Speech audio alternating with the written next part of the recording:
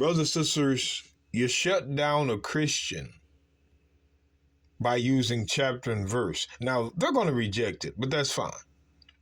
Just move that out of the way. Now, again, Romans 10:4.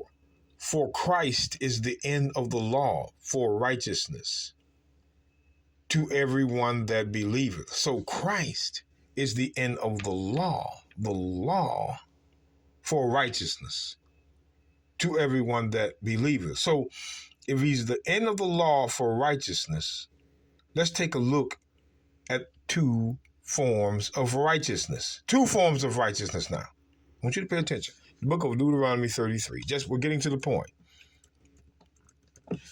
Deuteronomy 33. See, Christians, they don't want to listen. They're not going to listen. They were meant and appointed for the lake. And we, as you continue to listen to us, brothers and sisters, we're going to prove that easily. Now, we're going to Deuteronomy 33:19, straight to the point. We're going to show you a form of righteousness. They shall call the people unto the mountain. There they shall offer sacrifices of righteousness. So sacrifices is a form of righteousness. Sacrifices. For they shall suck of the abundance of the seas and of treasures hid in the sand. So sacrifices is a form of righteousness. Well, let's go to Psalms again.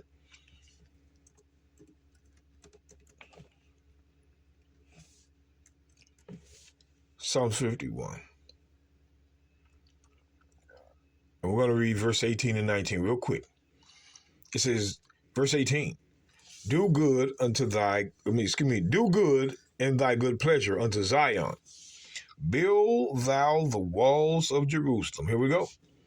Then shalt thou be pleased with the sacrifices of righteousness, with burnt offering and whole burnt offering. Then shall they offer bullocks upon thine altar.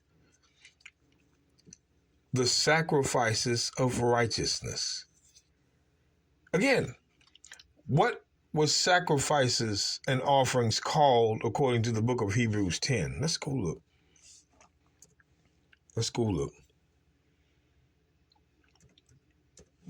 Hebrews 10. Always stay a level up from lazy Christians. Lazy. The book of Hebrews 10 and 8. Above, when he said sacrifices and offerings and burnt offerings, an offering for sin thou wouldest not, neither hadst pleasure therein, which are offered by the law. So sacrifice is also called the law. Sacrifice, burnt offerings is also the law, you Christians. Sacrifices are also the law, and they know this. So the law of righteousness is sacrifice.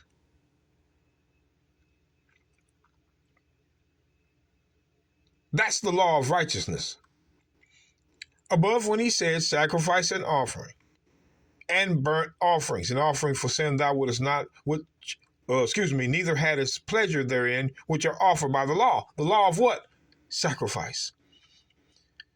So the Pharisee abused that law by adding their own laws to it, robbing the people.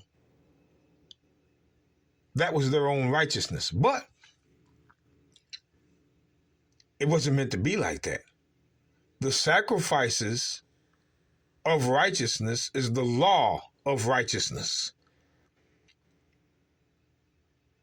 That's why when you go back and look at it again, one more time, Psalms, we just want you to see this, Psalms 51, just real quick.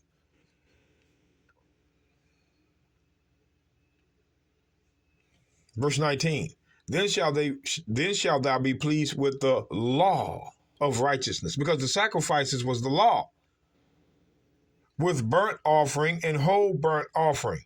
Then shall they offer bullocks upon thine altar. So when it says the sacrifices of righteousness, it very well is telling us the law of righteousness. Because sacrifices was the law. So go back. to the book of Romans. Now, watch this. The book of Romans 10.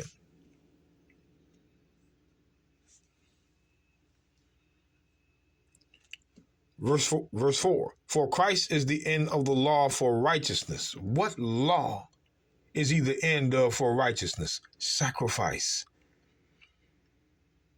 To everyone that believeth. We're going to show you that this law is sacrifice. This law of righteousness is sacrifice. Watch the next two verses.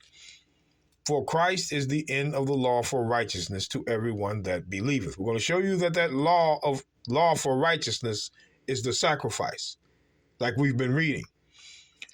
For Moses describeth the righteousness which is of the law, same law, that the man which doeth those things shall live by them.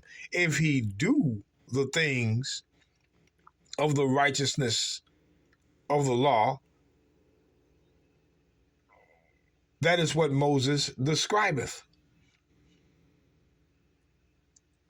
So when I drop down, watch this. I just want to drop down. But the righteousness which is of faith speaketh on this wise.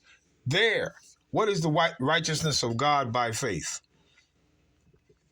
What is the righteousness of God by faith? Once again, we're going to show you in the book of Romans 3.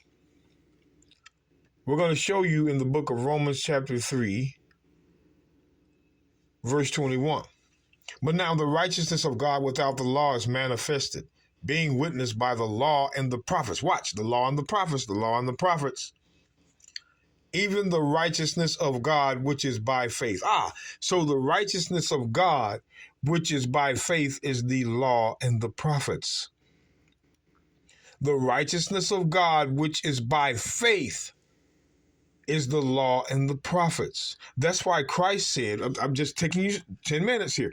I'm just taking you to Matthew. Matthew chapter 5.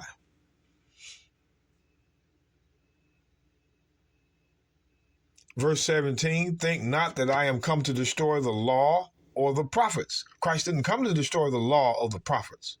The law of the prophets.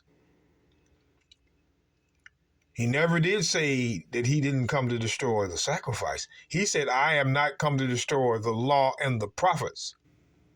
I am not come to destroy, but to fulfill. So Christ says, I am not come to destroy the law and the prophets. And when we go back to Romans 3,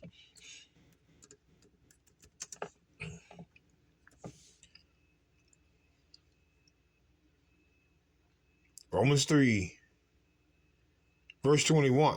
But now the righteousness of God without the law is manifested, being witnessed by the law and the prophets. The same law and the prophets Christ spoke of. Even the righteousness of God, even means indeed the righteousness of God which is by faith. So the righteousness of God which is by faith is the law and the prophets. So when I go back to, again, we got a question. This is how you shut down a Christian. Romans 10, verse 6.